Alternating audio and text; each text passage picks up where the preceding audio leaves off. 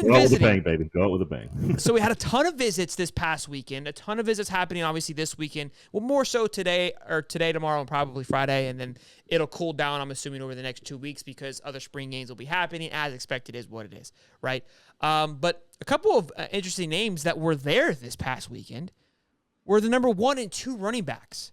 Jarrett Gibson, he's been there multiple times, but Cam Davis, FSU commit all the way back to 1999. He's been committed to FSU. Decided to take his talents elsewhere and shop around a little bit and visited Florida.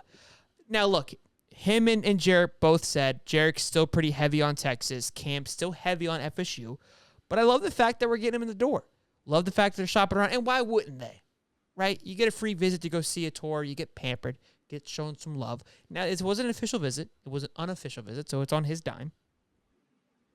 And but look, love seeing this much talent in the room.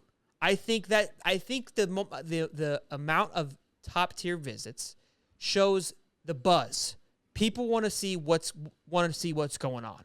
Now, will it execute? Maybe not. Maybe not all of it. But again, you're casting a net out there, a nice thick heavy net, and you're gonna reel a few in. Some are gonna squeak out. That is what it is. But that net seems to be a little bit heavier than it was last year. Like last year, we were scratching and clawing.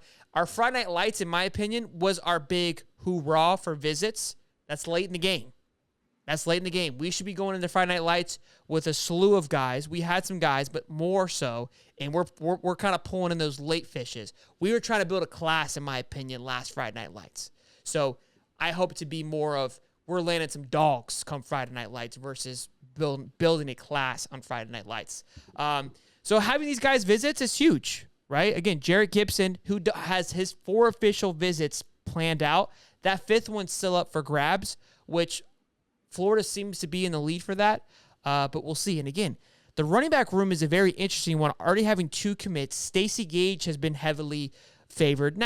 I wouldn't say heavily. It's definitely moved around, but a nod that Florida has been getting quite some time now. Cam Davis, in my opinion, is an FSU lock. I would be crazy. I would love him. I think he's a great kid, and that was something that Florida complimented on him was just his respect and how great he carried himself. But Dave, what are your thoughts on those visits? And then we'll go to Steve, obviously taken out of his backyard. Yeah, whether the commitments are pretty solid or not, you still don't want to stop recruiting an elite talent, right? So you see a lot of these battles, and I'm not saying this is going to be the result or anything like that, but you've seen a lot of battles where you thought you were out of it and there was no chance, and then all of a sudden comes signing day and they flip. Also, at the same time, these kids want to take their visits. They want to be wined and dined and all that other kind of stuff, and they're going to take their visits. It is interesting, though, that Gibson has visited Florida this many times, and of course, he's being crystal ball to Texas. You always want to go after those guys. You always want to go after the elite guys, no matter what, and you want to do it all the way till the end.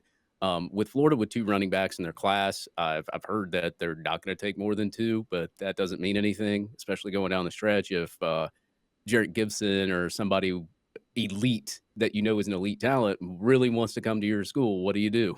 I mean, in that situation, you're going to take him anyway. Even if you keep the other 2, you're going to take the other one too. It's one of the, like I said, the track record that Billy Napier had for running backs. I mean, you go back to his time at Louisiana Lafayette, how much production he got out of the running backs there. Then you see what happened last year with the offensive line and the running backs there. Of course, this season went 6 and 7, but you saw the running game. You saw so much explosiveness out of that running game. I think there was at least, 10 to 20 plays of 20-plus yards or more running the football. Of course, Anthony Richardson had a lot to do with that too, but you see that and you see the offensive line production, and how could you not, as a running back recruit, whether you're elite or not, want to consider Florida just based on how Billy Napier loves to run the football? No, agreed. That's something I preach to. And look, I wouldn't be shocked if we were to try to land 3 running backs. Would 3 running backs be happy about that? Just due to the fact of us only recruiting 1. Now, we did get Cam Curl in the transfer portal, but could there be a little bit of a void that they're trying to fill there? But again, getting 3 guys to stay committed is going to be tough. But yeah, like you said, one of those top tier guys, right? And look, we kind of talked about this too because there was a lot of knack towards Kanan Daniels being a 4-star. Why are we getting excited about it? This running back class, if you look at it, is pretty elite. I mean, this kid played Kanan Daniels in 5A, played up against some top-tier talent. He's 5'10", or 5'11", excuse me. He's bigger than Cam Davis, and 190. Cam Davis is 210. That weight's easier to put on than height, okay? So 5'11", 190. It's a big boy. We saw his film, okay? Guy's got wheels, averaging 10 yards to carry. We've talked about, we expect his ratings to go up. So stars and all these things aren't everything.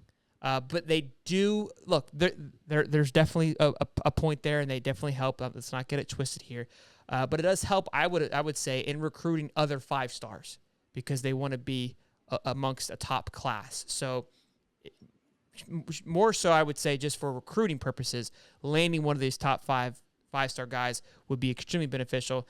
Not necessarily on the field, but more so off the field and other recruiting aspects. Steve, what's your thoughts on the poach attempt of Cam Davis?